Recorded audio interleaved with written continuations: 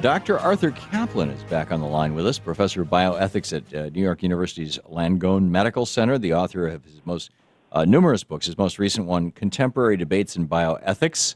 There's a link to his website over at thomhartmann.com. It's pophealth.med.nyu.edu. And his Twitter is at Arthur Kaplan, C-A-P-L-A-N. And Dr. Kaplan, welcome back to the program. Hey, thanks for having me. Thanks for joining us. You wrote an interesting piece about the Ebola virus outbreak, and titled "Bioethicists: Why Americans Should Really Worry About Ebola." I wanted to get into that, and also the ethics of two white American researchers getting a drug that is apparently curing them or helping them get past dying from Ebola, that is not being used on people in Africa. Where would you like to start?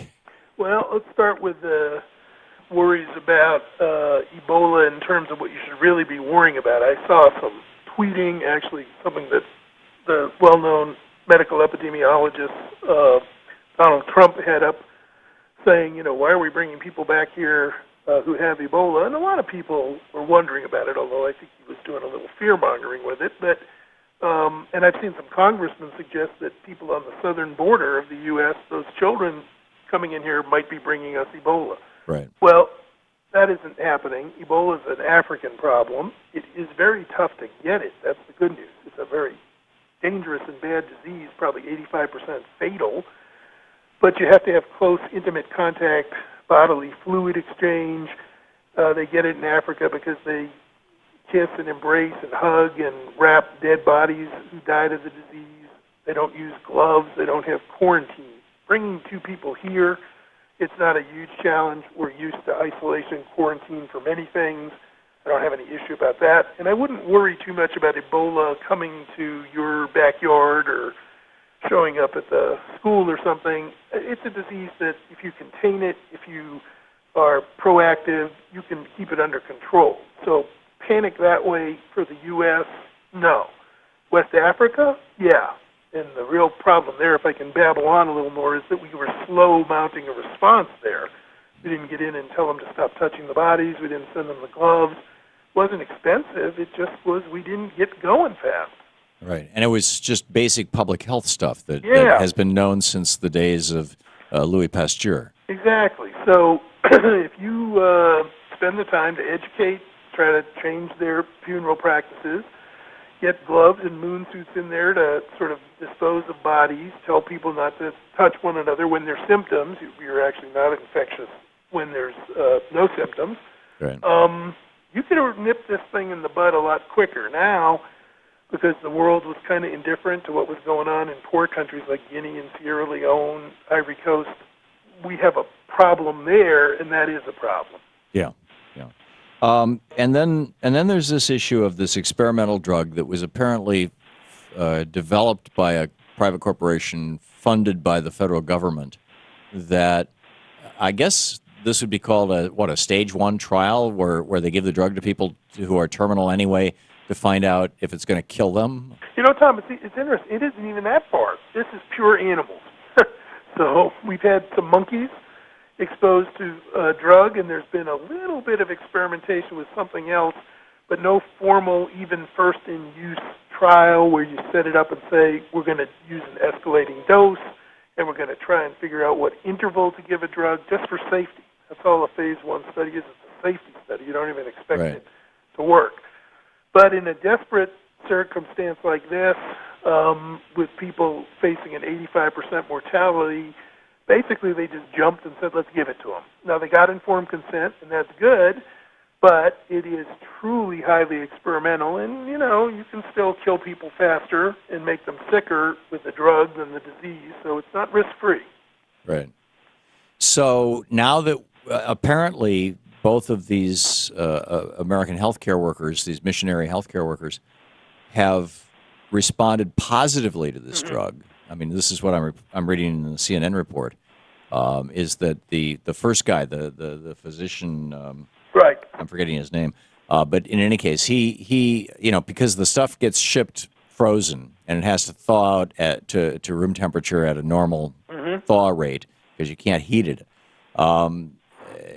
they were thawing out one vial for his female colleague who was younger than him, on the theory that I guess that she needed it before he did or something. I don't know. But anyhow, he took a turn for the worse and I said, actually think he was being a little heroic and saying, let her go first. yeah, maybe, but whatever. He took a turn for the worse and said, Right. I'll take it now. Yep. They gave it to him, and suddenly he got better, Yep. good enough to get on an airplane to the United States, and not, Yeah. So if this is almost stage 1, 2, and 3, isn't it? I mean, Well, isn't it time to start making this drug available to people in Africa? It's very exciting. It's very important. However, there are about 2,000 reasons why we're not going to be making this drug available in Africa anytime soon.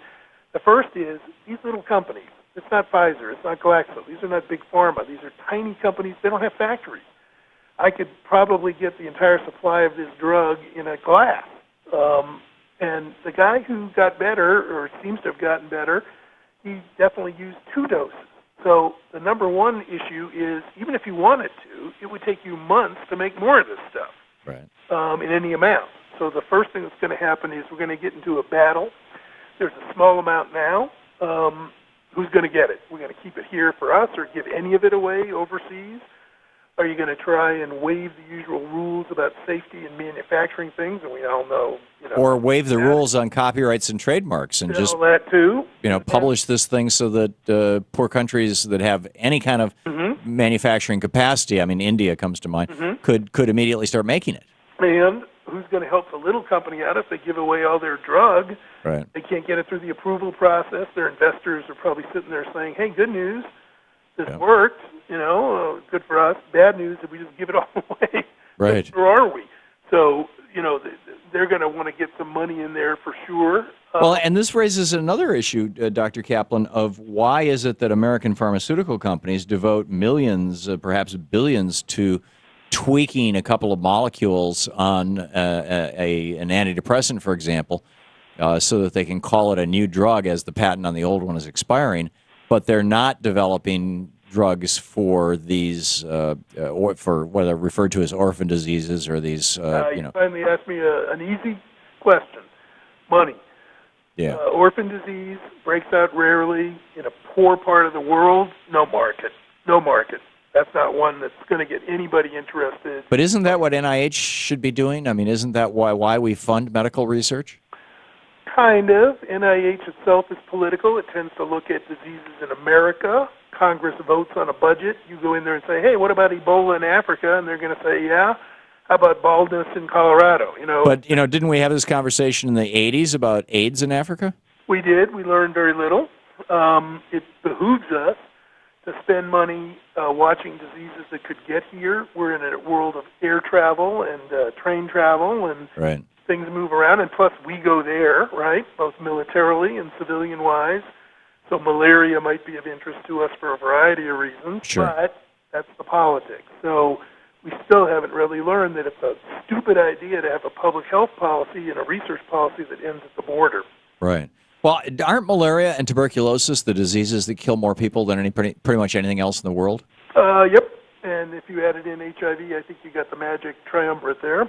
Right. And we have drugs now for all 3 of these diseases, but they're not widely available in the third world. Malaria, not as good. HIV, not available in the third world very much. TB, mixed, but could use a lot more research on them. And at some point, you got to step in and make them available somehow. Right. There you go. Dr. Arthur Kaplan. Hey, my pleasure. I'm sorry we're out of time, sir, but it's always fascinating talking with you. Thanks so much for dropping by. Thank you for having me. Dr. Kaplan's most recent book is Contemporary Debates in Bioethics, and he's professor of bioethics at NYU's Langone Medical Center. We'll be right back.